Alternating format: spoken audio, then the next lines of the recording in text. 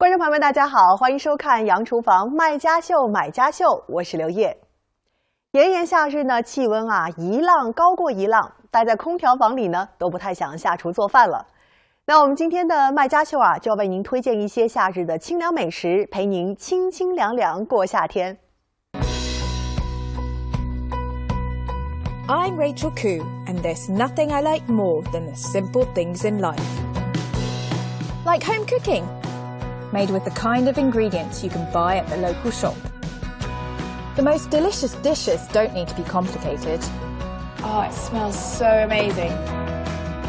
With a little bit of creativity and confidence, you can easily turn ordinary ingredients into extraordinary meals. It's like going on holiday without leaving your kitchen.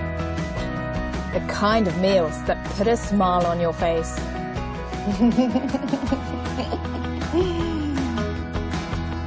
It's going to be hard not to eat it all. And those wonderful flavours and aromas that turn your house into a home.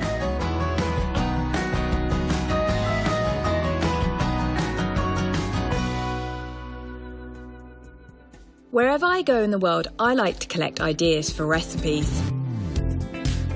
Like using Central American chia seeds to make an easy jam in minutes. Perfect to fill cookies. France meets Germany with croquette and sauerkraut. But first, a Mediterranean-inspired tapenade and a nod to the Irish with a simple soda bread. So I'm doing a little twist on the Irish soda bread, and I'm using some carrots, which you wouldn't normally do. It's a way of me sneaking in more vegetables into everything I do for my kids. Need about 300 grams of grated carrot. I've got some plain flour.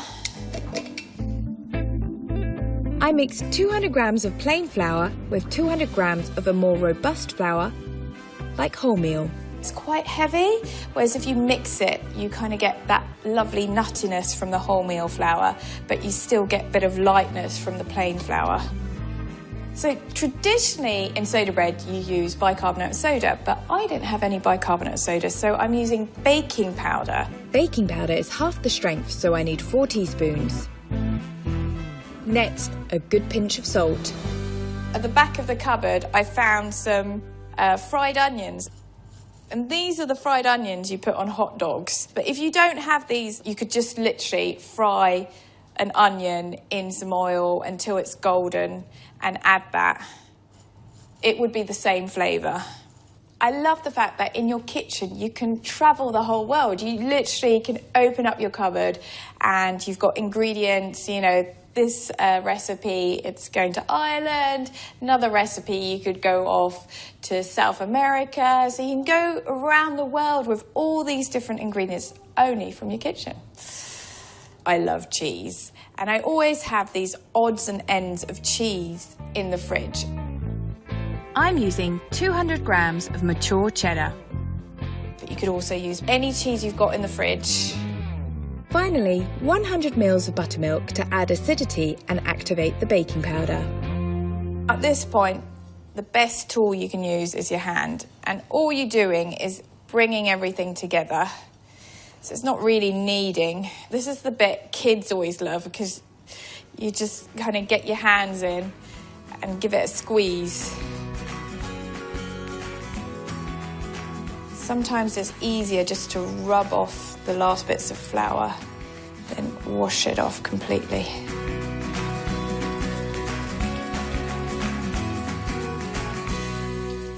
I've preheated my oven, very important. You want a hot oven, 200 degrees fan. You don't need to let this loaf rise, rest or anything. It's going to go straight in the oven. I'm going to do a little cross shape, purely aesthetics. So that's going to go in the oven for about 45 minutes. You really want that lovely golden crust. And then if you turn it over and tap it, it should sound hollow. Then you know it's done.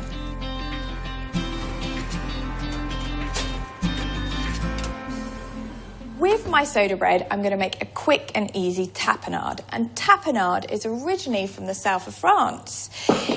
it really encapsulates all those summery Mediterranean flavours. So I'll need a clove of garlic. I'm going to add a pinch of salt. Garlic is now a paste.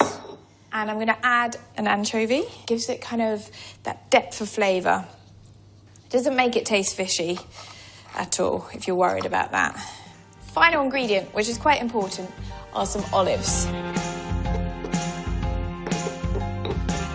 You're looking for a textured paste. So it doesn't need to be perfect. It can be a bit rough. But you just want to get those big chunks of olives. I'm just going to put it in a bowl. So it's good to go when the bread's done. Oh, wow, look at that.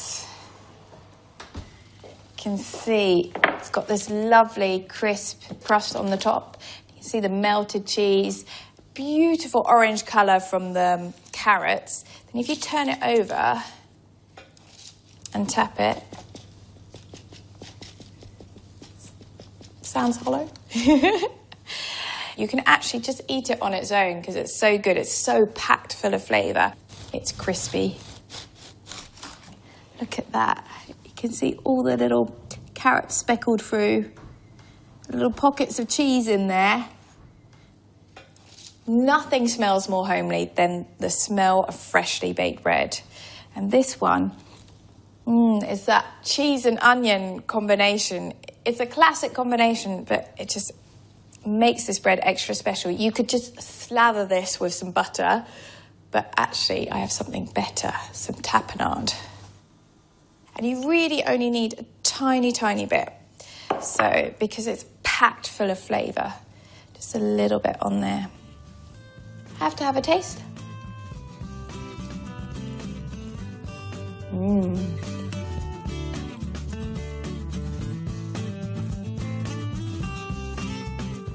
Nothing beats home-baked bread, especially when it's packed full of all these delicious ingredients.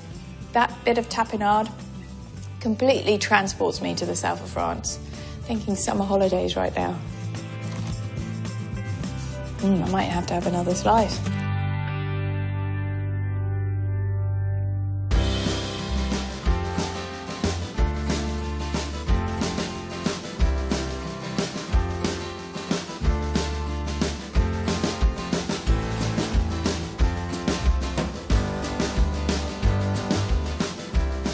I've always been a big fan of sauerkraut, the traditional German cabbage dish.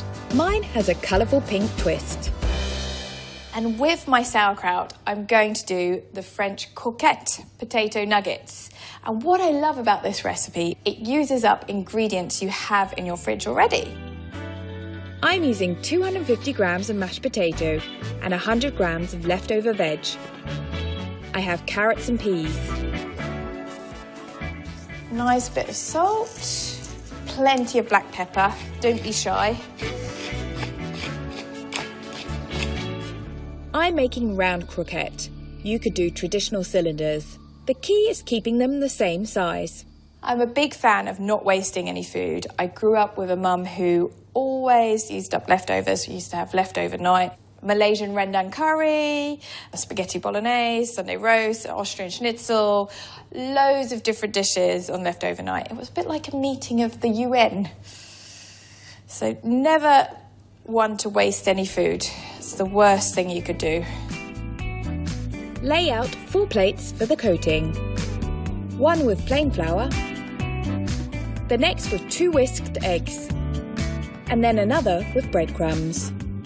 I find the easiest way of doing this is to do all the flour process in one go, then do all the egg process in one go. Otherwise, if you do it flour, egg, breadcrumbs, you always end up with lots of flour in the egg and then lots of egg in the breadcrumbs, and it ends up a bit messy. Make sure you don't have too much egg sticking on there. Put it off and then pop it into your breadcrumbs. And repeat.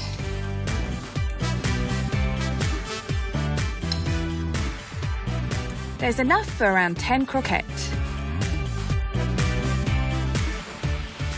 Right, you can save this for some scrambled eggs or an omelette. And now, the final coating, the breadcrumbs. Key with this bit is making sure you get those breadcrumbs to stick really well. You want to have that crispy crust all the way around that croquette.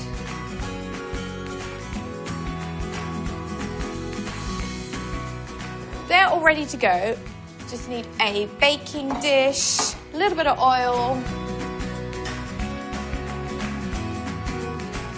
So the croquettes are going to go in a preheated oven at 200 degrees, and what you're looking for is that golden crust all the way around the croquette. So you might need to turn them over.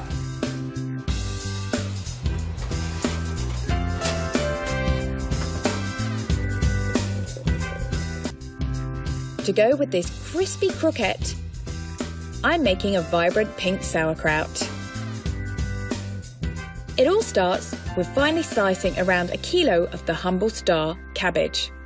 So I'm using a mandolin, but you could use a food processor or you could use a knife.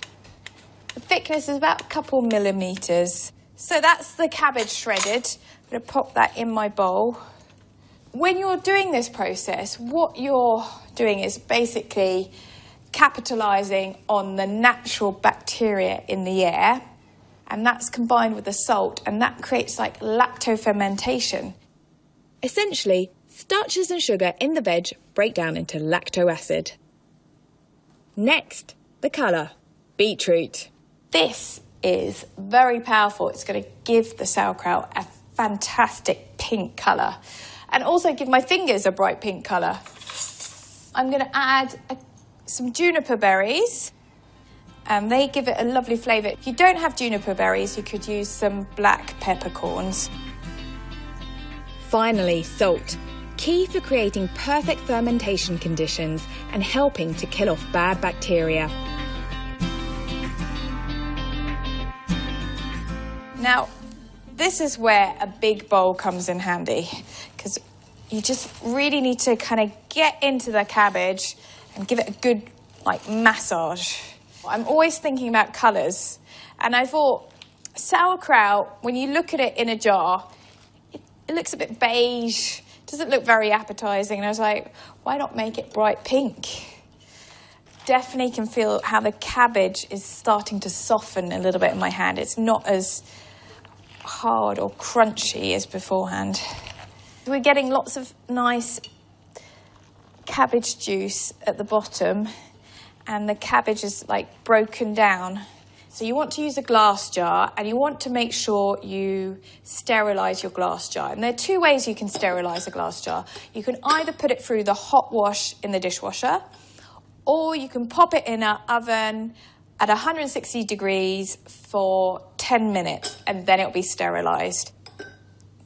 All right, I'm going to add my kraut to my jar. So pack all your cabbage in there. And then don't forget that little bit of liquid that needs to go in there too. Oh. To make the cabbage stay down, you need a couple weights. So I have these. I'm going to add.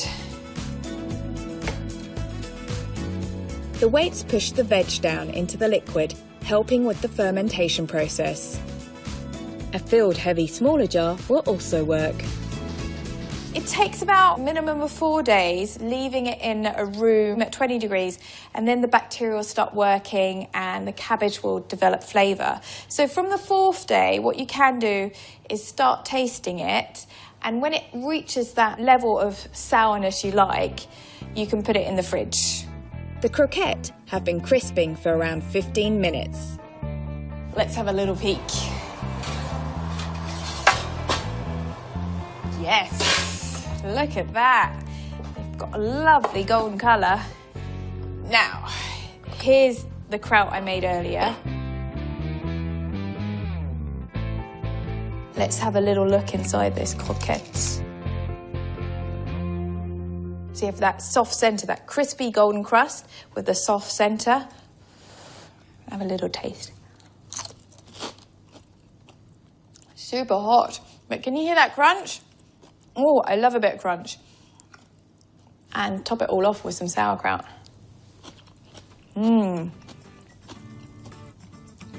That is really good kraut. I love the fact that, you know, it still has that freshness, but it has that light bit of, you know, tartness and acidity coming through. Simple, but satisfying.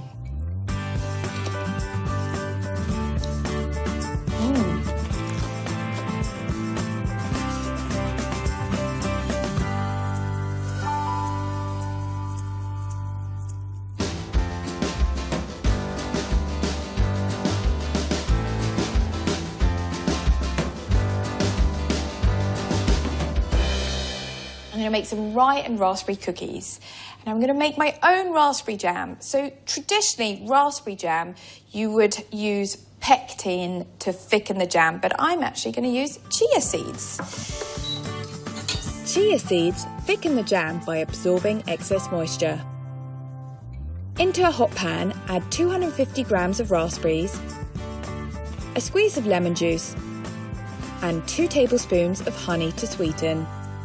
If you find your raspberries are extra tart, you can always add a little bit more.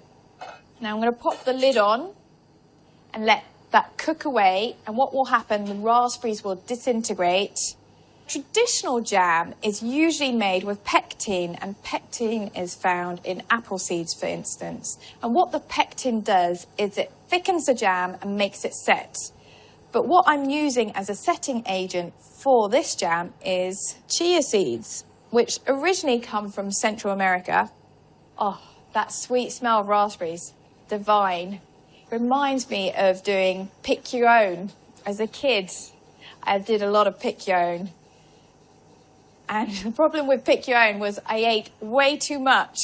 Not many ended up in my basket. More of the berries ended up in my mouth. Add 2 tablespoons of chia seeds.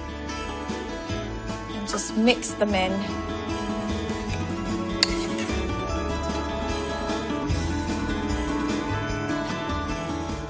So it's a bit runny right now, so you need to let that sit for the chia seeds to kind of bloom and thicken up the jam.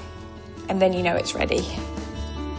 I'm making some cookies which are homage to Swedish hallongrotte. I don't know if I'm saying that right. It means raspberry caves. And what they are thumbprint cookies. So cookies I made as a kid. You know, you stick your thumb in and then you put in a dollop of jam. Really easy to do. These ones have rye in them. So I like using rye in baking because it has this beautiful nutty full flavour to it. Also a little bit more wholesome. Combine it with some plain flour so it's got that bit of lightness from the plain flour. Along with 100 grams of rye and 80 grams of plain, add 20 grams of potato flour. What that does is give the biscuit a little crumbliness, kind of thing you get from when you make shortbread. A touch of baking powder. It's about 1/4 teaspoon. Some raw sugar. Then I like some cinnamon in my biscuits. It's optional. You could replace it with some ground vanilla as well. A little bit of salt. You want to mix it together before you add the butter, so everything's thoroughly mixed. 120 grams of cold butter. Just about gently pushing the butter through your fingers, so kind of rubbing it. It's a similar technique you use for making short crust pastry, actually. Look, we can see it's starting to create this sandy texture with the pastry. At this point, you can bring it all together. Now to make the cookies, the fun part. Got a baking tray covered in baking paper. And what you want to do is just take a small amount, flatten it a little bit, a bit like a really fat coin. And then you take your thumb and you just make a little indent. A simple pleasure of making your own biscuits. And these don't require any cookie cutters, just your hands. There's enough for around a dozen. Now let's have a look, see how it is. So you can see it's thickened up really nicely. Fill each cookie with jam. The bigger the fun, the more jam you're going to get into your cookie. The cookies go in the fridge for about 10 to 15 minutes so the cookie dough can set. And while that's setting, I'm going to preheat my oven to 180 degrees fan. Bake for 10 to 15 minutes until the cookies are firm to touch.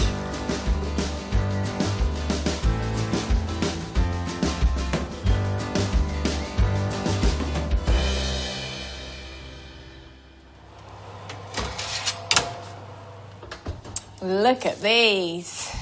You can see they've got a little bit of caramelization on the bottom there. They've held their shape really nicely. They're perfect to eat. Let's have a little try. It might be a bit hot.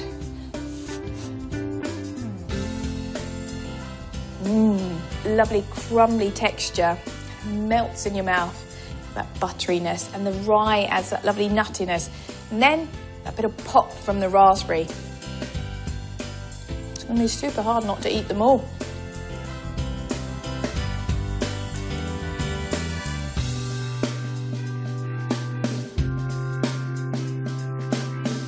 Three super simple recipes with influences from around the world, all from the comfort of your own kitchen.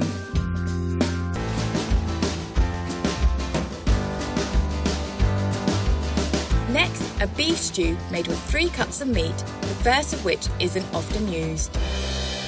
Sear the marinated oxtail and stewing steak in hot oil to seal in flavour and crisp the outside. Just put in enough meat so you have a few gaps left on the base, so you don't want to overcrowd the pan, otherwise the meat ends up stewing in the liquid, which is not what we want at this point. We want to get a lovely brown colouring on the meat. All that brown colouring is adding flavour to your stew. I think everyone's grown up with a version of stew. So it's a dish if you serve up for a dinner party, everybody is relaxed, it's simple, it's something that brings back some lovely childhood memories. When it comes to stews, it's worth investing into a heavy-duty cast iron pan.